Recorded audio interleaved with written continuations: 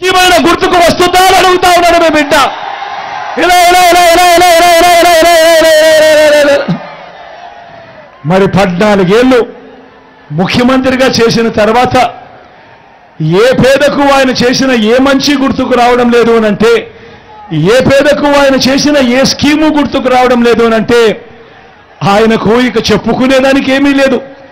జగన్ అయితే జగన్ పేరు చెబితే ఇన్నిన్ని స్కీములు గుర్తుకొస్తాయి ప్రతి పేదవాడికి, ప్రతి అక్కచెల్లెమ్మకు, ప్రతి అవ్వాతాతకు, ప్రతి రైతన్నకు, ప్రతి పిల్లాడికి గుర్తుకొస్తాయి. అదే చంద్రబాబు పేరు చెబితే ఏ ఒక్కరికి ఏ ఒక్కటి కూడా గుర్తు రాని పరిస్థితి ఉంది. కాబట్టి చంద్రబాబు నాయుడు ఏమంటా ఉన్నాడు? చంద్రబాబు నాయుడు ఏమంటా ఉన్నాడు? చంద్రబాబు నాయుడు జగన్ హయాంలో అభివృద్ధి లేదు, అభివృద్ధి లేదు, అభివృద్ధి లేదు, అభివృద్ధి లేదు అని అంటా ఉన్నాడు. నేను అడుగుతా ఉన్నా, ఒకసారి చెప్తామా చంద్రబాబుకు?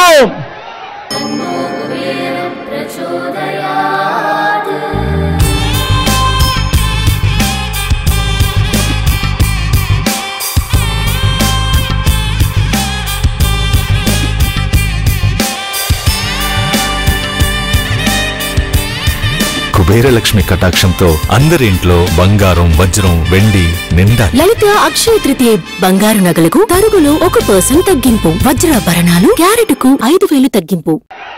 ఆయన తోక పత్రికలకు, ఆయన పచ్చ మీడియాకు ఒకసారి చెప్దామా అభివృద్ధి అంటే ఏమిటి, ఎవరు చేశారు అన్నది ఒక్కసారి చెప్తామా? సిద్ధమేనా?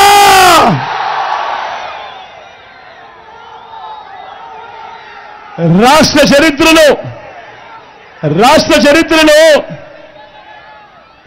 చరిత్రలో మీ బిడ్డ అధికారంలోకి రాక మునుపు వరకు కూడా రాష్ట్రంలో ఉన్న మెడికల్ కాలేజీలు ఎన్ని అనంటే 11. ఈ 59 నెలల్లో మీ బిడ్డ కడతా ఉన్న మెడికల్ కాలేజీలు ఎన్నో తెలుసా? ఏకంగా మరో 17 కడతా ఉన్నాడు మీ బిడ్డ. మరి అడుగుతా ఉన్నా నేను, మరి ఇది అభివృద్ధి కాదా అని అడుగుతా ఉన్నా. మీ బిడ్డ అధికారంలోకి రాక మునుపు వరకు మన రాష్ట్రంలో ఉన్న జిల్లాలు ఎన్ని అనంటే 13. మీ బిడ్డ అధికారంలోకి వచ్చిన తర్వాత ఈ 59 నెలల కాలంలోనే ఏకంగా 26 జిల్లాలకు మీ బిడ్డ దాన్ని మార్చాడు. 13 జిల్లాల్లో 13 కలెక్టర్లు, 13 ఎస్పీలు ఉన్న చోట ఈరోజు 26 జిల్లాల్లో 26 కలెక్టర్లు, 26 ఎస్పీలు ఈరోజు ప్రజలకు మరింత దగ్గరయ్యాడు, మరింత అనుకూలంగా ప్రజలకు మంచి చేస్తా ఉన్నారు.